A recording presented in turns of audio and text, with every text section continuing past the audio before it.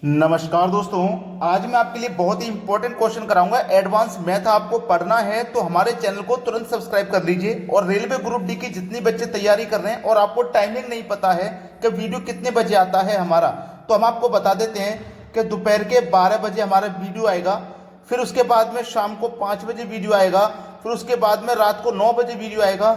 यानी कि एक दिन में ये 3 वीडियो आपको मिलेंगे, जिससे कि आपकी एग्जाम की तैयारी समय से पहले हो जाए। तो चलिए स्टार्ट करते हैं। पहला सवाल क्या कह रहा है, a प्लस बी का whole square plus b plus 3 का whole square plus c minus 2 का होल स्क्वायर बराबर 0 के है। देखो ये पूरा टर्म 0 के बराबर उसने बोला है और a प्लस बी प्लस सी का मान पूछा है। अब देखो आपको समझना ये है कि हमारा ये पूरा टर्म 0 के बराबर है, तो हम इस पूरे टर्म को 0 के बराबर कैसे रख सकते हैं। सबसे पहले तो हमें इसे 0 के बराबर रखना पड़ेगा, प्लस फिर इसको 0 के बराबर रखना पड़ेगा, प्लस फिर इसको 0 के बराबर रखना पड़ेगा। ये तीनों टर्म हम 0 के बराबर रखेंगे तभी तो हमारा ये पूरा 0 के बराबर होगा। बात समझ में आ रही है। चलिए अब 0 के बराबर देखो हम कैसे रखेंगे।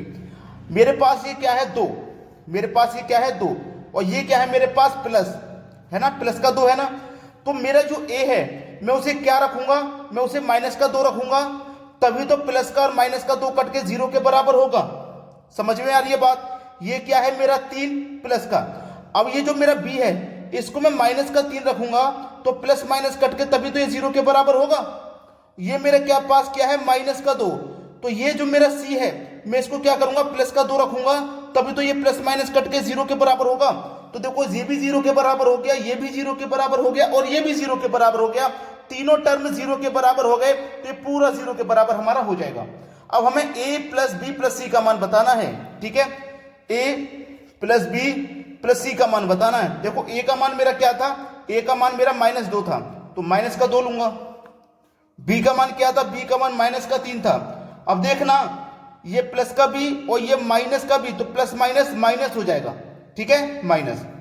c का मान मेरा कितना है भाई, c का मान +2 है, c का मान है +2। अब प्लस के 2 से माइनस का 2 कट जाएगा, बचेगा क्या हमारे पास माइनस का 3।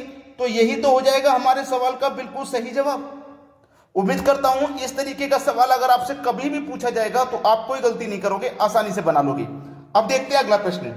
अगला प्रश्न है 3a प्लस 1 का whole square plus 3b minus 1 का whole square plus 5c plus 2 का होल स्क्वायर, ये 0 के बराबर है। ये पूरा टर्म 0 के बराबर है, तो आप इसको भी 0 के बराबर रखोगे, इसको भी 0 के बराबर रखोगे और इसको भी 0 के बराबर रखोगे। ये तीनों टर्म 0 के बराबर रखोगे तभी तो 0 के बराबर आएगा। तो चलिए इस टर्म को सबसे पहले 0 के बराबर रखते हैं हम। 3a प्लस 1 को हम क्या करेंगे 0 के बराबर रखेंगे। ठीक है, तो चलिए 3a बराबर ये प्लस का 1 इधर आके माइनस का 1 हो जाएगा। ठीक है, तो a बराबर माइनस का 1 और ये 3 कहां जाएगा, इधर आके बटे में 3 आ जाएगा। तो a का मान कितना हो गया माइनस का 1/3। ठीक है, चलिए अब इसको भी 0 के बराबर रखो। 3b minus 1 equal to 0। 3b बराबर माइनस का 1 इधर आके प्लस का 1, b बराबर 1। अब 3 कहां जाएगा, इधर आके बटे में 3 आ जाएगा, तो b का मान हो गया 1/3। ठीक है, अब इसको भी 0 के बराबर रखो। 5c प्लस 2 को हम क्या करेंगे 0 के बराबर रखेंगे, तो 5c ये प्लस का 2 इधर आके माइनस का 2 हो जाएगा, तो c बराबर माइनस का 2 बटे में क्या आ जाएगा, ये 5 आ जाएगा। कोई कैलकुलेशन में समस्या आपको अगर आ रही है तो एक बार फिर से डिवाइड करके देख लीजिएगा। अब a प्लस बी प्लस सी का मान हमको बताना है। a का मान कितना है, देखो a का मान है माइनस का 1/3, तो मैं a का मान रखूंगा माइनस का 1/3। b का मान है 1/3, b का मान है 1/3। c का मान कितना, c का मान है 2/5, माइनस के 2/5, तो ये प्लस और ये माइनस, तो प्लस माइनस क्या हो जाएगा माइनस का, माइनस के 2/5। ठीक है, अब देखो जो कट सकता है कटा दो। माइनस का 1/3 प्लस का 1/3 कट जाएगा, बचेगा क्या माइनस का 2/5। तो माइनस का 2/5 आपके सवाल का बिल्कुल सही जवाब है। ठीक है, क्लियर हो गया ना सभी को प्रश्न। अब देखते हैं अगला सवाल। अगला प्रश्न है a प्लस 5 का whole square plus b minus 5 का whole square plus c minus 8 का होल स्क्वायर बराबर 0 के है। पूरा टर्म 0 के बराबर है।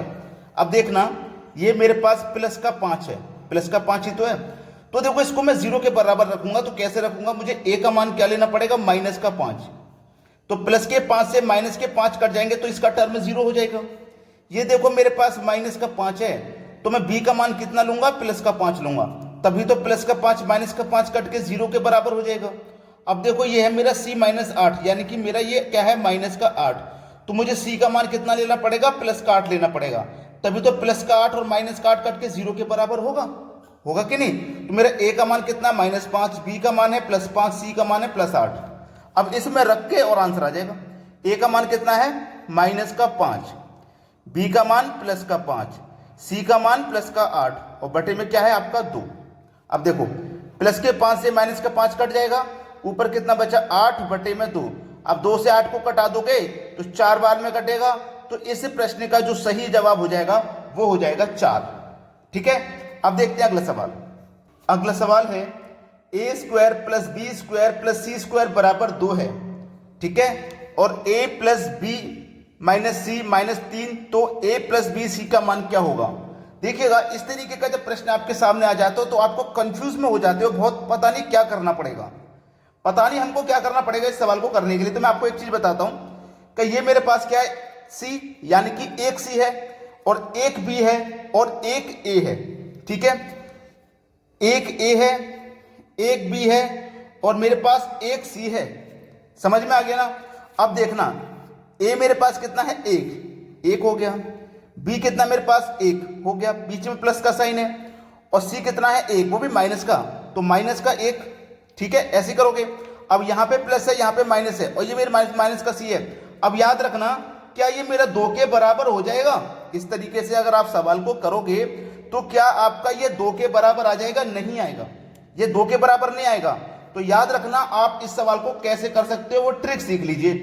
आपके पास एक a है एक b है और एक c है, तो आपके पास a कितना है एक, b कितना है एक और c कितना है एक, वो माइनस का, और ये दोनों प्लस के हैं, ठीक है। तो एक और एक मिलके 2 और ये हो गया माइनस का एक, तो 2 में से एक जाएगा, क्या बचेगा आपके पास, एक बचेगा। तो आपके प्रश्न का बिल्कुल सही जवाब हो जाएगा एक, ठीक है। और कुछ भी दिमाग मत लगाइएगा कि ये मेरा 2 के बराबर कैसे आया, ये 2 के बराबर आ जाएगा, ऐसा नहीं है 2 के बराबर नहीं आएगा। इनकी संख्याओं को आप कुछ और मानोगे, मैंने a का मान 2 मान लिया, b का मान 2 मान लिया, 2 और 2 4, c का मान 2 मान लिया माइनस का, तो 2 और 2 4 आ गया, -2 कर दो तो 2 के बराबर हो जाएगा कि नहीं हो जाएगा, 2 के बराबर हो जाएगा, ऐसा नहीं है नहीं आएगा, आ जाएगा 2 के बराबर। लेकिन मैं आपको एक फास्ट तरीका बता रहा हूं, फास्ट कैलकुलेशन, आप इस तरीके से करिए सवाल को, ठीक है। अब देखते हैं अगला सवाल। अगला प्रश्न है एक आयताकार मैदान 90 मीटर गुने 70 मीटर का है, एक आदमी इसकी 5 बार परिक्रमा करता है, उसके द्वारा चली गई कुल दूरी कितनी होगी। देखो एक आयताकार मैदान है, एक आयताकार, ये मैंने आयताकार एक मैदान बना लिया, ये जो आयताकार मैदान है ये 90 मीटर इंटू 70 का है, तो बड़ी वाली जो लेंथ है वो 90 की होगी, छोटी वाली 70 की होगी, ठीक है।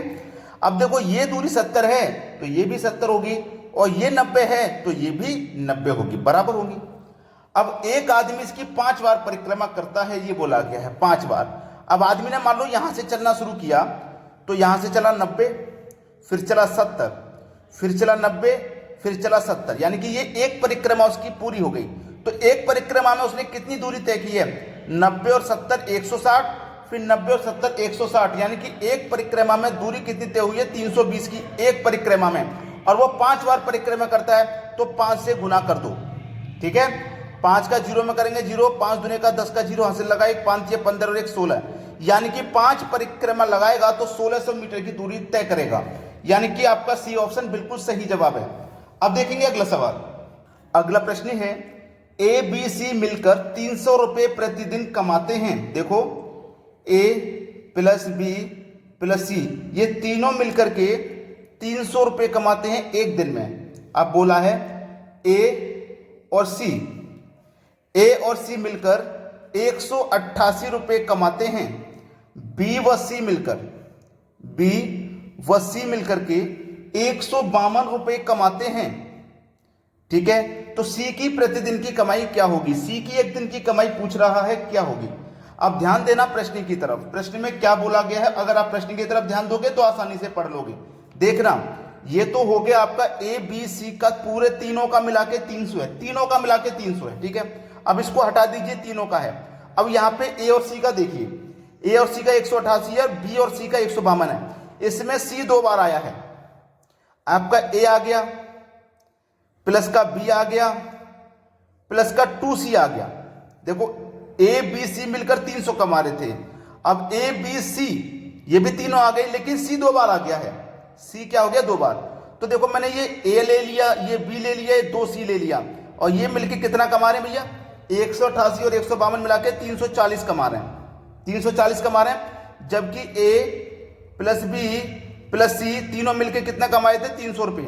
तो इसमें 2C है ना, 1C मिलेगा तो 300 कमाएंगे, 2C मिलेगा तो 340। तो 2C में से 1C का माइनस कर दो भाई। 1C हमारा ज्यादा कमा रहा है, तो 1C का कमाई ज्यादा है, तो रुपया भी देखो ज्यादा हो गया, 40 रुपया। 40 रुपया ज्यादा होगा कि नहीं होगा? तो हमारी जो C की कमाई है ना वो 40 रुपया है। C की कमाई हमारी 40 रुपया है। पहला ऑप्शन बिल्कुल सही जवाब है। अगर आपने वीडियो को अभी तक लाइक नहीं किया है तो लाइक कर दीजिएगा, और यदि शेयर नहीं किया है तो भैया शेयर कर दीजिएगा। ठीक है दोस्तों, धन्यवाद।